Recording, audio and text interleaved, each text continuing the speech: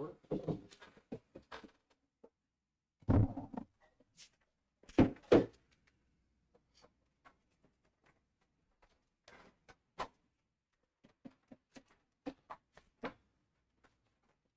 how to go about this, but I had a list of things from our Zoom meeting that you had kind of questioned, and so perhaps I should start with that.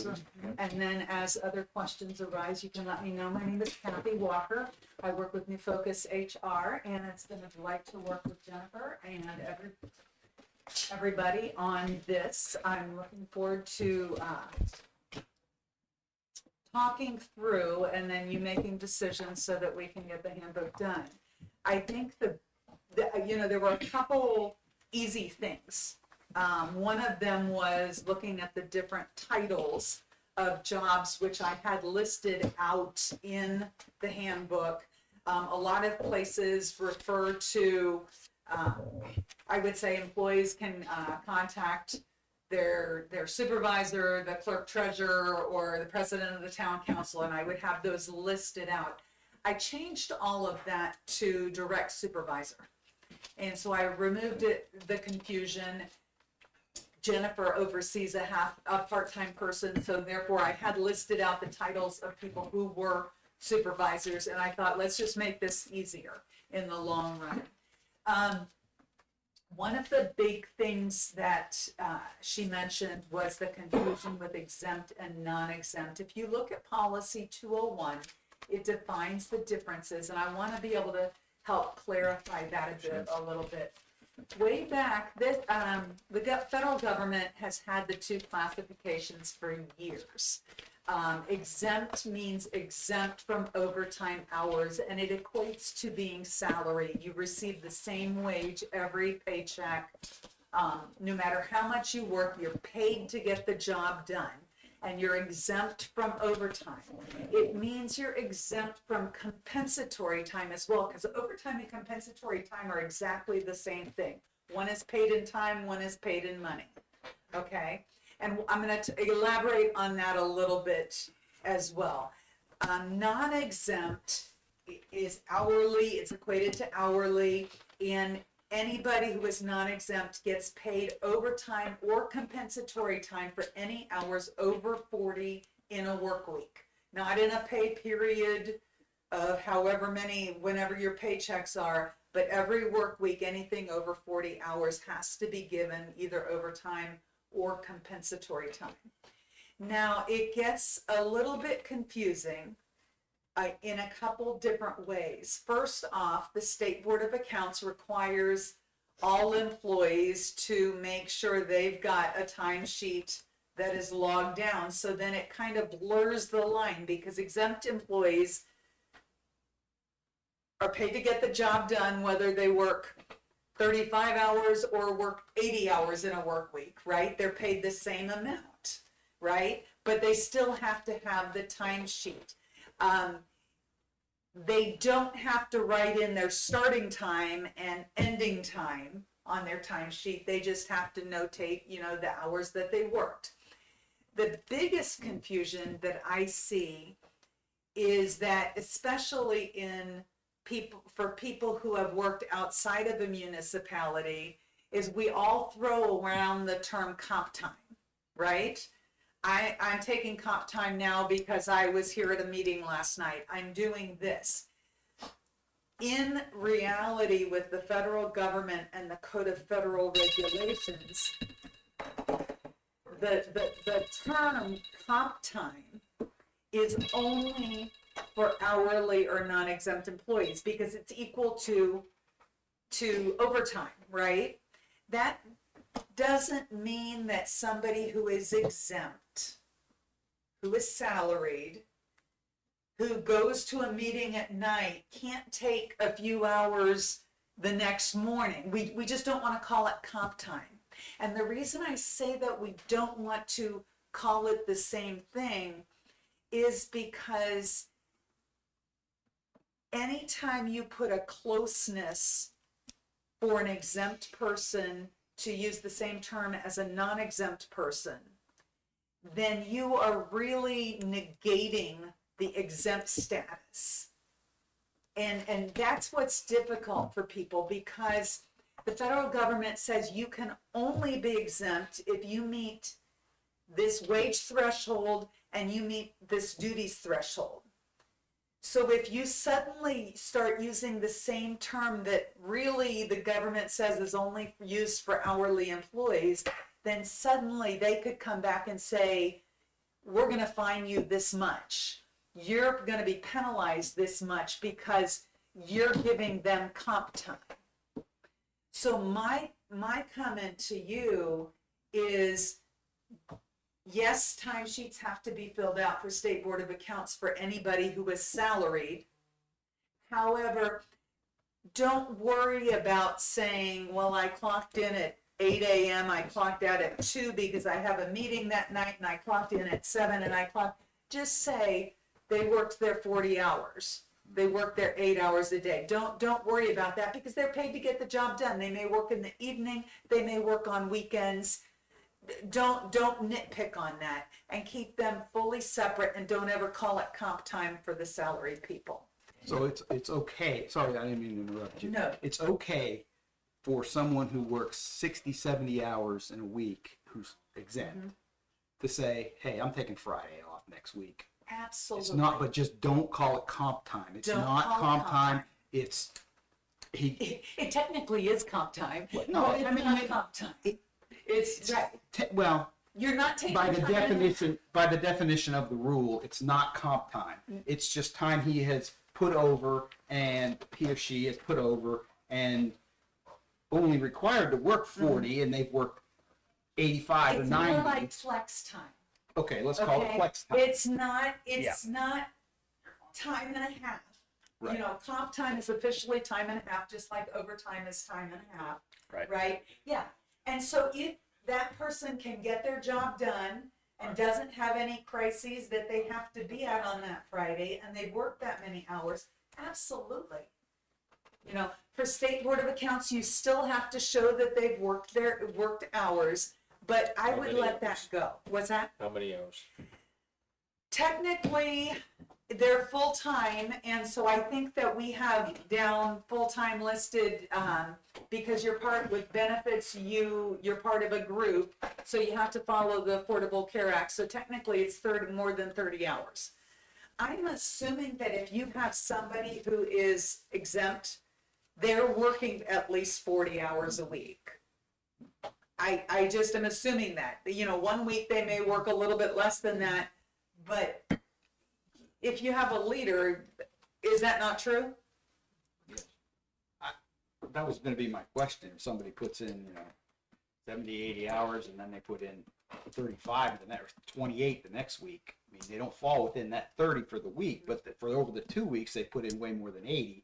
Taking flex time for Thursday and Friday, I mean, I wouldn't care as long as I got everything done. If But you they're can't call getting it their comp. jobs done. Right. But as far as the State Board of Accounts and the time clock go, what you put on there for Thursday and Friday, if we're considering it flex time, because they're not going to clock in and clock out because they're not here. So how do you handle that? You know, if you worked 12 hours one day, put 12 hours on that day. You know, instead of saying clocking in at 8, clocking out at 8 at night, I would just say 12 hours, 8 hours, 10 hours, 15 hours, or whatever, so that you've got basically your 40 hours. They do not have to, exempt do not have to have the 40 hours in a work week. Okay. Right? Okay. But I would, the next week, then maybe you have More or less. 6 hours. Yeah. You don't want a leader, and the exempt people are the leaders, right? And they should be, to meet the duties and responsibilities qualifications under the Fair Labor Standards Act. They have to be an executive who has at least 2 employees under them and manages a department, or they've got you know what I mean? Well, They we do don't, have to. we don't fit have those- anybody who has 2 employees. Okay, now let me say something else. Under the federal government, and this has always been true, but really came to light under Obama, is they awaken to the fact that organizations, and especially for-profit companies, which unfortunately everybody's grouped in, right, as employers, they came to the realization that some employers were abusing employees, and they were calling them exempt even though they didn't qualify to be exempt, so that they didn't have to pay them overtime. So basically they said everybody can be hourly, everybody can be non-exempt, because really employees should be paid for that extra time. Only these specific people can be salaried or exempt, okay? And I believe I did send you the flow chart, Yes. right? Yeah. And under the flow chart, you have several categories, only 2 categories under the flow chart from the Fair Labor Standards Act would qualify for a municipal employee. The first one is an executive who, there's a couple different qualifications under there. They have to oversee at least 2 employees. And the second one is they have to manage a division of the organization or a department of the organization. The other qualification was the administrative, and they don't have to manage a number of people, but they have to be able to make decisions for matters of significance for the organization, right? They have to monetarily have decision power. They have to be able to either hire or fire or highly recommend, like they have a department head who recommends that they can hire somebody, and the council then would say yay, so those are the 2 duties and responsibilities that they have to have. So somebody having one of the titles in our town, water operator, sewer operator. Usually those titles would not qualify to be salaried. Okay. Usually those would be hourly positions. I wish, could you pull that up, that flow chart? Yes. What about if you change that title to utility superintendent? If it's a utility superintendent and they had power to build the budget, they had the authority to, okay, do they have the authority to formulate, interpret, or implement management policies? Can they perform work that affects the business operations to a substantial degree without getting permission from somebody else? Do they have the authority to negotiate contracts? That's the level of authority that person has to have to be able to be exempt under the federal law. I would say the second one would be the only one that would apply. I mean, you even have a shot. Well, and you're wanting to look at all of the bullet points on this list, and then from that, you're looking at, you're not saying, okay, they meet one of them, so they fit the qualifications. It's kind of a generalized concept of the amount of authority that somebody would need to have. So instead of one, it'd be like all or none, correct? Yeah, it doesn't have to be all, but they do have to have, a substantial amount of authority regarding matters of significance for the town. Again, the federal government stance is, let's make everybody non-exempt or hourly. That's what they would like to see happen, as opposed to the way everything had swayed, where everybody was being made salaried because it's just easier. You don't have to worry about timekeeping. You don't have to, it's just easier administratively to make people exempt. I guess I don't quite understand. Has this changed recently, or?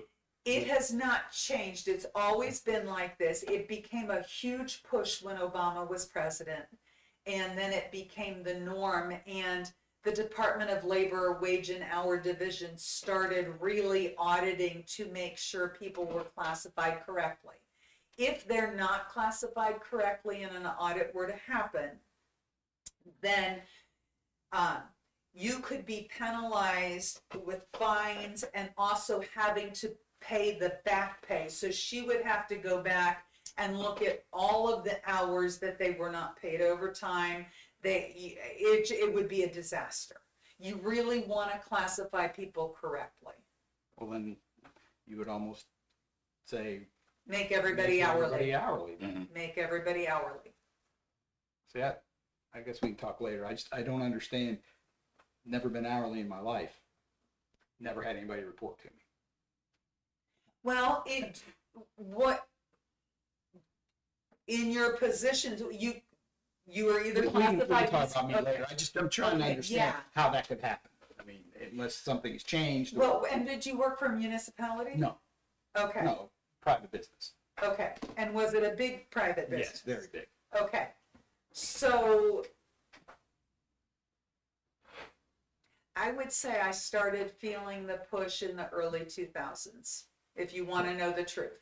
Okay. That's when I started seeing, and you know, you're in HR and you start hearing from the employment law attorneys that you need to make sure people are classified. Then in 2016, when there was a big push that the wage threshold had to be higher, and it never actually did go through, right, with the wage threshold.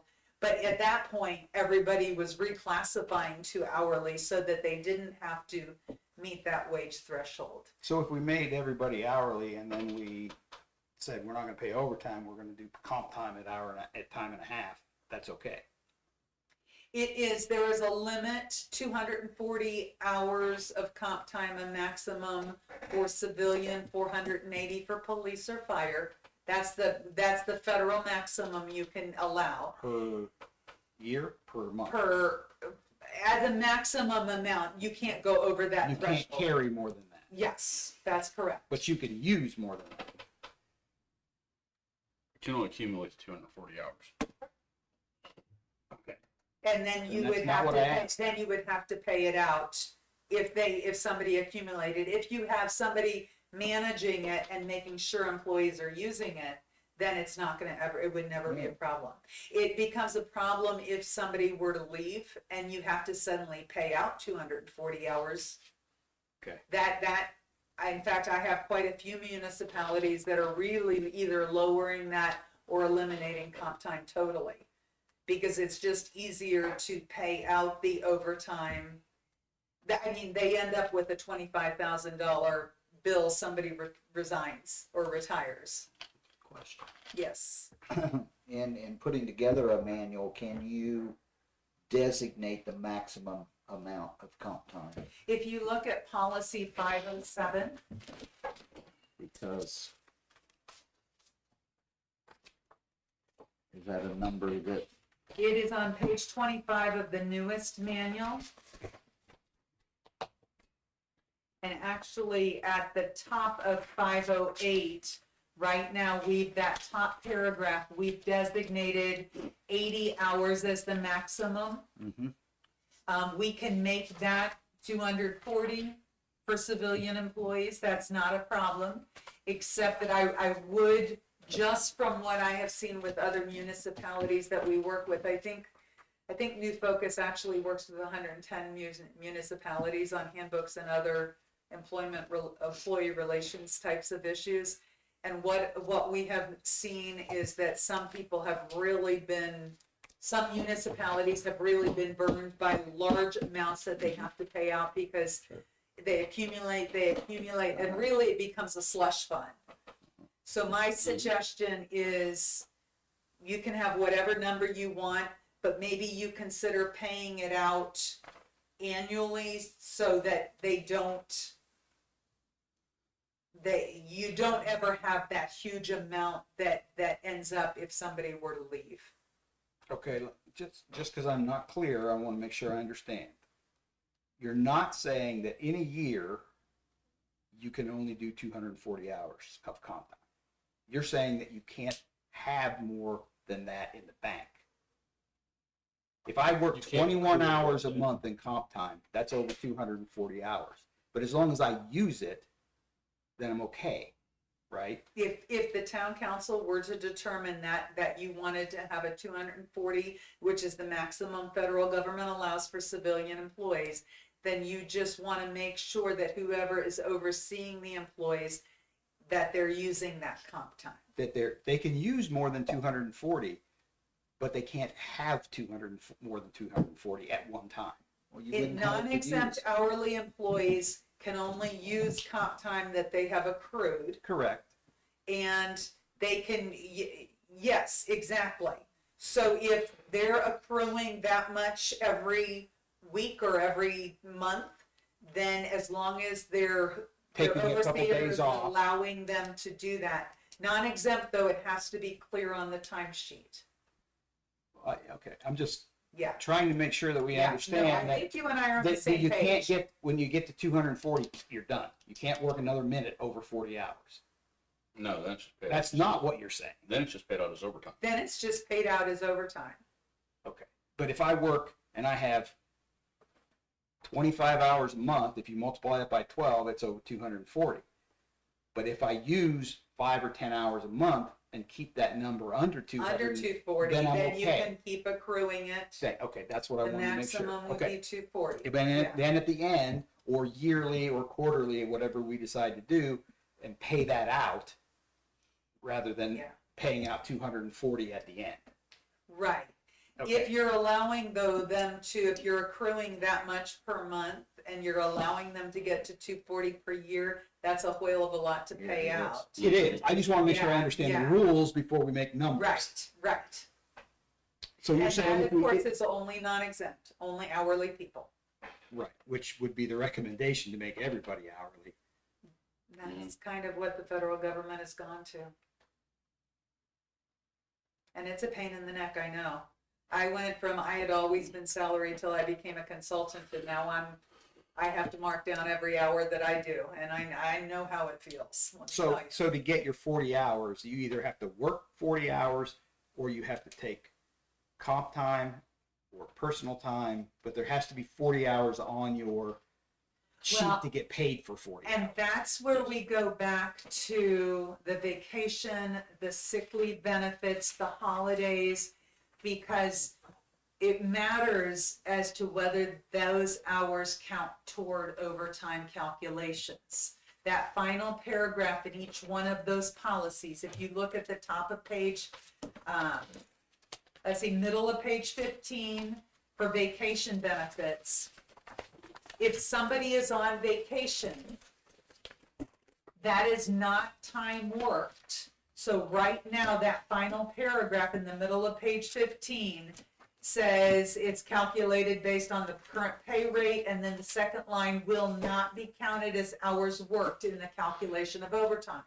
So, Oh, granted, but it still counts as hours worked to get your 40. not for overtime calculations. I'm not talking about overtime. I'm talking Yeah. about, I gotta work 40 hours a week to get paid the same 40, amount right. to get paid for 40 Right, hours. so. That vacation time counts for that 40 hours. So if I were to take, if you have Monday through Friday that I work, if I were to take Friday as a vacation day, but I were to work 10 Saturday, hours and then- on, okay. or I work Work Saturday Saturday. 2 hours, then I have 42 hours in the week. However, all 42 of those hours would be straight time pay. There would be no comp time, Because you no took a day overtime. off. Because of the vacation, Gotcha. right.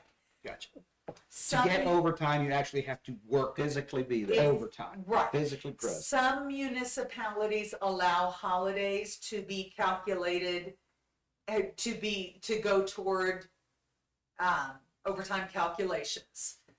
Right now, you don't have any of them, and I prefer it that way because I prefer it's physical work counting toward overtime calculations, but I can do whatever you want with those. Well, my question would be, if our water breaks on Christmas Day, they're gonna come out and work and fix it no matter how long it takes. Shouldn't they be paid for that as overtime? They're Right now, getting paid for the day It's because already a it's holiday, Christmas. so there's already holiday pay, so how does that work? right now on page 16, toward the bottom, there's a paragraph that starts, in an emergency, full-time employees may be required to work on a holiday, will receive holiday pay, so they're receiving straight time pay, plus time and a half, Nice. their regular rate. So that wouldn't be counted toward overtime calculations, they're already receiving that time and a half. So really, they're receiving 2.5 times their regular rate of On pay that day. on that day for working on the holiday. Okay. Yeah. If you look at policy, I think 509, it's being on call, and let me make sure that's correct.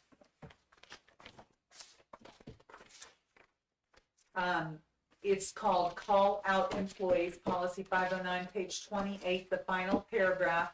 Employee, non-exempt employees, it's always the hourly non-exempt employees who are called out to work during an emergency or during a period other than their regularly scheduled shift, except for holidays, and I don't have except for holidays in here, but I could add it to this, will be paid their regular rate of pay.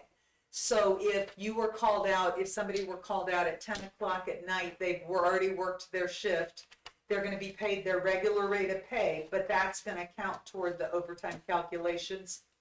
They'll have more than 40 hours in that week. Okay. So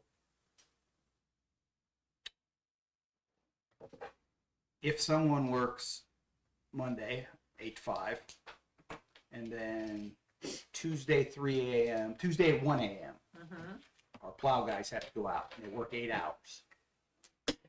We don't have to pay them overtime as long as they don't work the rest of the day or work for No, over. that would be flex time.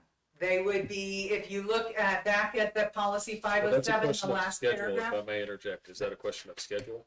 And That if they're hourly, do they have to have the same schedule all the time, or can you modify it? You can modify it. So Okay, if so, you're gonna work, so in that scenario, if they come in and work 8 hours that day, can they leave once they've worked 8 hours if there's no other work required and resume work on their Yeah, normal business hours the next day? yeah, they'll still just get 40 in. It's just that's right. different That's right. times. So that would be, Sure. Yeah. so that's something And we that's have to stated decide. in policy 502, right? The middle of the first paragraph, no established schedule will be construed as a guarantee of work hours or as a restriction on the town's right to restructure the workday or work week. Mhm. There you go.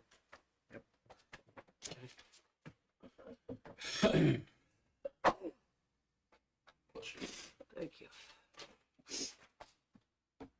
Well, might need to adjust our salary ordinance to remove salaries, I think. I mean, Mm-hmm. we just make everybody hourly. Now, how does that work when somebody wears multiple hats? Do you have to, they would have a hourly, Give me an example. well, if somebody's a water operator and a wastewater operator and the town superintendent, One three person's hats doing that all each- 3 of those correct, jobs? and they're Each different jobs. wage is different for each of them? I mean, Or is that's it the what same that's wage? how our salary ordinance is written up, is that these are different positions. And that we do that because sometimes, they're paid different percentages from different, town funding sources, right? And so somebody might, the water operator only gets paid from water. The wastewater operator only gets paid from wastewater.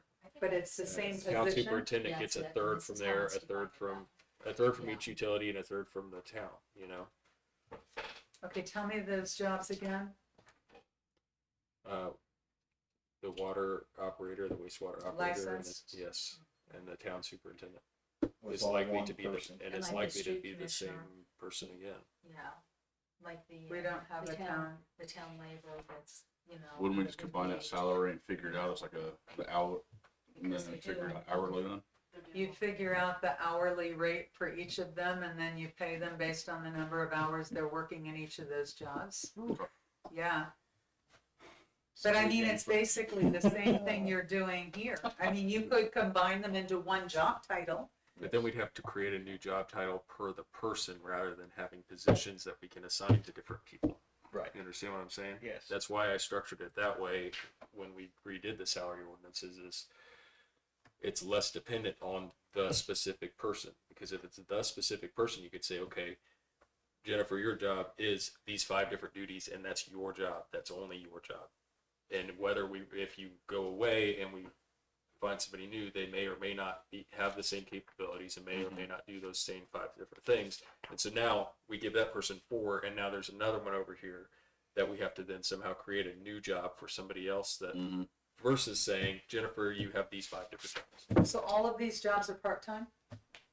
No, it's a full-time position that you separate their duties out into. So 33% of time Yeah, you can on, see it right there on the it's salary not, ordinance. it's, Not time, it's Blank. money. Right, it's money, it's It's not money. time. It's pulled from different I budgets. mean, you ain't It's not person, time. It's the One- percentage of that specific job that's paid for by out of which funding source. okay, but you have 3 jobs. What percentage of time does that one person give to each of those Yeah. jobs? no idea, It's very uncalculable. blended. So town superintendent shows up to work for the day, but part of his job is running the water plant, the sewer plant, and those could vary day to day, but the average day, they're gonna spend 2 hours doing that, an hour each. But they could spend 8, Unless But there's they a could crisis. spend they Mhm. could spend all 5 day. hours Yeah, Exactly. in one, or, you know, but it gets sprinkled in through the whole day. It calls for service, so Why that's don't you why we just can't call track it all a that. utilities superintendent or a Mhm. Because utilities? that person may or may not be licensed. See, the license operator piece is kind of its own thing. that we have to have. Water and sewer have to be licensed. So if the person, and forgive me for saying this, if the person were hit by a Mack truck, Mhm. would it be likely that you'd have to hire 3 different people to make up for this person? How would you resolve that? It would take time to find somebody that would come to a small town and do everything we need them to do as one person. So you would But still only Those, hire each of one those person? things you could hire, well, not necessarily. I mean, right now we're working with somebody that's just operating our plants, and they are dual licensed, so it's the one person operating both. But there's a lot of people that just have a sewer license or just have a water license, and in a pinch you could grab either of those to stay in compliance with state regulations. But it would be impossible to say, 3 hours I worked as a water guy, 2 hours I worked as a sewer guy, and 4 hours I worked as a street guy. I mean, there's just no way. That would be an administrative nightmare to say which one of those things is going to pay me the overtime if I worked over 8 hours or I worked over 40 hours that week. Because they're all different salary-based things. You Right. and I would blend it together and make it a utilities operator or a utilities laborer, or you don't have to have it as a superintendent. If that job is required to have a license, if they were hit by a Mack truck and you were looking for somebody temporarily, then you can pull in somebody who's licensed. But I still would combine them together. But then what position are they filling? Or do you let other positions just exist unfilled? They would fill all 3 of them. I mean, their job description would have the duties for all 3 of those jobs. Yeah, but if you replace them just to stay in compliance with a licensed operator that doesn't do all the other stuff that person, our full-time person is doing, that's a different job. So, do you anticipate needing to replace somebody? We currently don't have them. We've got a licensed operator for our water and wastewater plant that we're paying, that this is actually their last week, and we're in the So process you're of trying to living in find the somebody that unknown can do right that now. and more, that better fits the town's needs, can oversee kind of daily operations of the town. Okay, so you're living in the unknown right now with this whole Yeah, I mean, position. we've got a full-time person that's, kind of been trying to fill that role as much as they can, but, can't we just say that you are this person? You get paid this amount of money per year, break it down to an hourly wage that's this amount, and if you go over, you get paid overtime on that amount. So I would try, that would tempt me. I would say, This is the job right now, this is what we're looking for. And then I know it's difficult because you're not there yet, you don't have the person, but yeah. It doesn't matter we do where have the- descriptions though for specific duties and how do you, but they're You combine for them, so then do you write a new one? you can combine them together pretty easily. And that's, Yeah, and then separate them if you need to. Again, you need to find the person, you know, right now, because you're living in the unknown, you don't have somebody ready to fill when the person leaves. No, but we It's- know what all of we know what the scope of concern of the town is. And so those have all been broken down into Mhm. positions with their own job description that are right there in the salary lines. But they're not technically, if you can have one person doing 3 jobs, they're not technically full-time positions, right? They're filling each of those duties which are well defined, and it may require a person being here full time to do that, which it absolutely does. So you have 3 full-time jobs that you're wanting one person to do. No, we have 3 jobs that equate to a full time job. Right, that's, and they're each given, so my suggestion is, since they really, if you could hire 3 part-time people, or you could hire 1 full-time person for that Okay, job. yeah. Is that correct? Yeah, we'll go with that. And I would say, however you handle it, if you hire 3 part-time people, then you leave it like this. If you find one person that can do it all, or you find one person that can do 2 components and 1 part-time person, you know, however you fill it, then you would deal with the wages. So what we could do, if we find somebody, you're okay. If we could do all 3, we just say it doesn't matter where the funding comes from for their pay. It matters that they get paid $75,000 a year. Just throw that number out. Between these 3 jobs, the total is $75,000. And then say, how much is that an hour? $35 an hour, $38 an hour? And then You do have to have budget lines, but you take that $75,000 and you know, I'm looking at the wastewater comes from the sewer fund, water comes from the water fund, and then the town laborer, if that's the other person, has these. I would divide it out into the funds that it comes from. well, we would. Yeah, But we Yeah. would, as far as overtime though, we wouldn't have to say, well, you're getting paid on the higher scale. We're not going to pay you overtime on that. no, We're gonna pay- that's why I combine We're them. going to pay it on. I Combine- understand. What you're yeah, saying. I combine think them. you're saying the same thing, Murray. It's just in a different way. Yeah, I understand. You're in a place where it's a hard thing to decide. It's just which way are you looking at it on a sheet of paper? Is it this person and we drag these 3 things under them Yep. that each have that line Yeah. there? Or is it, but that's how I was looking at it when I structured that. Versus, let me think of how I can explain the inverse.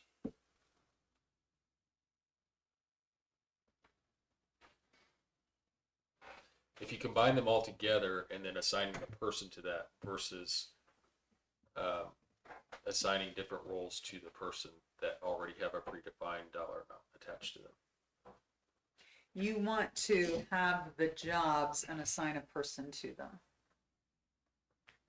which is what you were talking, right? You have done exactly what you need to do Sure. in discovering the duties and responsibilities for each of the jobs. My suggestion is just combining all of those. If you're looking at hoping to get one person, you know, or maybe you find 2, one person can do 2 of them and one person can do the other, but trying to combine them, and then you know, it depends on who you find to do the position. As an example, Luke does code enforcement and he's a laborer. Right, He doesn't get 2 checks a week. He gets Right. 1. You Right. combine the 2 together. right.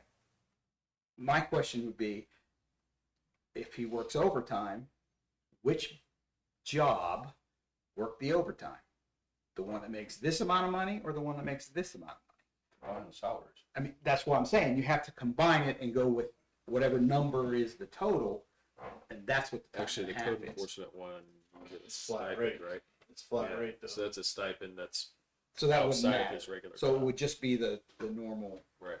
for that. But if you're talking about water, you got to say water, waste, and town They're all- superintendent It's all the is same. It's one all the same time salary. It takes to get all of those things done a day, I guess. Yes.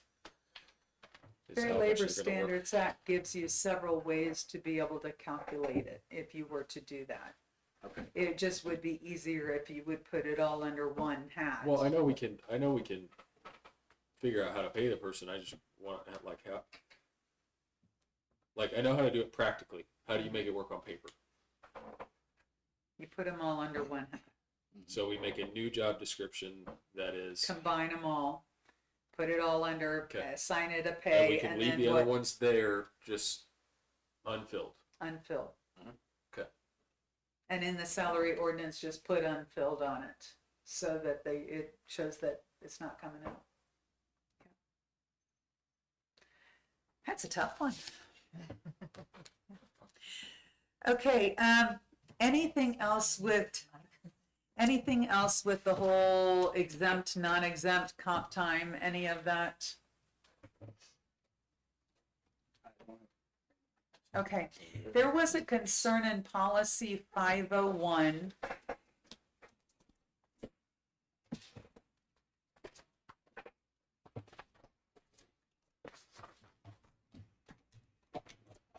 The very first bullet point on bottom of 23 was talking about eye protection. Jennifer wanted me to also add an ear protection one. And then there was the one under the eye protection one has back supported belt. And both of those, the idea was not requiring it, but Making them available. encouraging it. I did that. My recommendation though to you is to be very careful with that. I don't know how much you've dealt with OSHA and any of the requirements I've with done that. the job. He's done the job. He's done the job. Can you wear a belt when you're down in a hole I in a water cannot. meter? I cannot, Okay, Like, we can't. you can't you do can't. it. no, It's impossible. Okay, no. okay, But I'm personally huge on eye protection when you're cutting something, Yeah. ear protection when you're around something loud. Like, and I think Okay. the town needs to supply that to people. But Okay. there's certain things that just don't. Don't which work, is why don't we're work. saying, okay, Now- so now- I said they're encouraged to wear, sure, but yeah, that leaves it in so Now- it provides some safety for you. Right. yeah. I think- Encouraged. Okay, that helps me out with that specific example. That, I appreciate So I don't that. want us to say too, as a town, that we're trying that when we know that you can't practically do Yeah. that. And so then are we saying that to try to protect us if somebody does get hurt when they can't wear, when Right. the course of the job? I don't want to just say that. You you can, know. however, you encourage it. Yes. Yeah, so, okay, that makes sense. Okay, and then, the testing, the drug testing, policy 702. I'm sorry, I can share mine.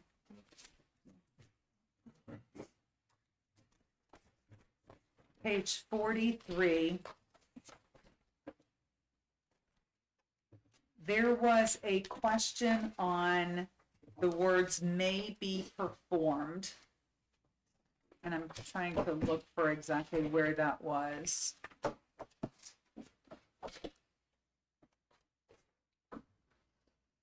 Several times in this policy, I've used the word may instead of will, this will occur. And I purposefully do that because in the one instance it doesn't happen, then you guys are very liable. Okay? So we want to leave it, we want you to do it every time, but if you, and we don't want you to discriminate against somebody and not doing it, but say that somebody was in an accident and for some reason that drug testing thing didn't happen.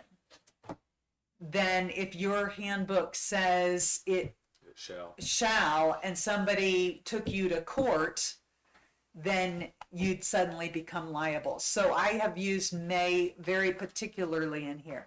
Okay. The other question on that policy was the random testing, and I removed that. Random testing has to be done by a third-party company. Okay, you have to hire a third-party company that then takes all of the names of the employees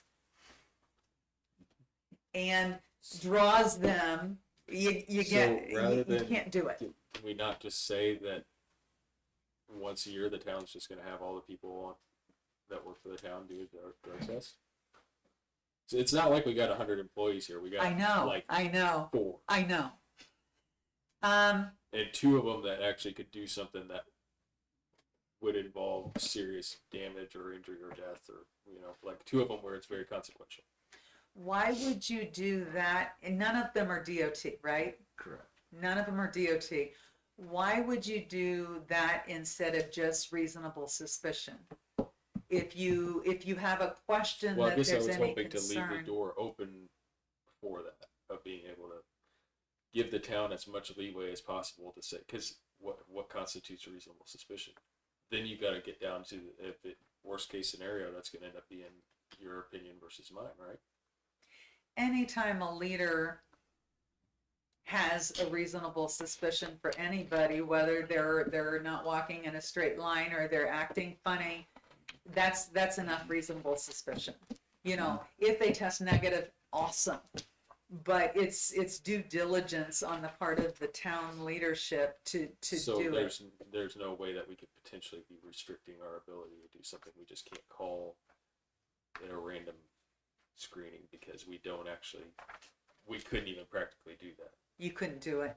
And if you do it once a year, people are gonna know. You're gonna. What if they don't know when it's going to happen, though?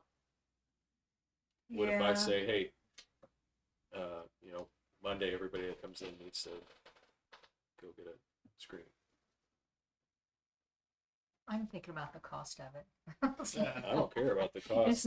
It's not a Well, lot, reasonable suspicion I like, but- Mhm. and I think But I'm saying, like, she makes a valid Sure, point. but I want to mean, know where the line is. I mean, I think it's fully reasonable if we're paying you, and not only am I paying you, I'm not personally paying you. These are the taxpayers and the citizens of this town who paid bills. This is their money, and you work for them, and your concerns are theirs. And you know, I mean, there's a lot of responsibility there. I don't think that it should be considered unreasonable to be able to screen your employees. They're in a position of trust. So who determines, so if I come in staggering, who says I need to go? I'll say any one of us. Any one of us Okay. could and tell. everybody- And then if if Matt came in, it would be me. And any- Well, and- you'd let us know about it. You let us know, and we'd be the ones to say, all right, send him out. If you look at page 4, the first full paragraph,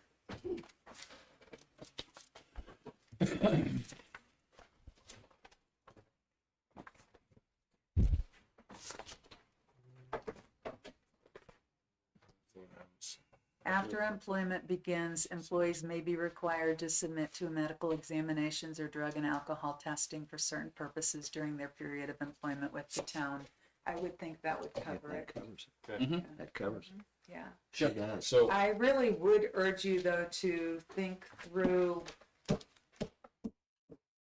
who notifies who's watching for reasonable suspicion, because that's when it's caught more often with the reasonable suspicion.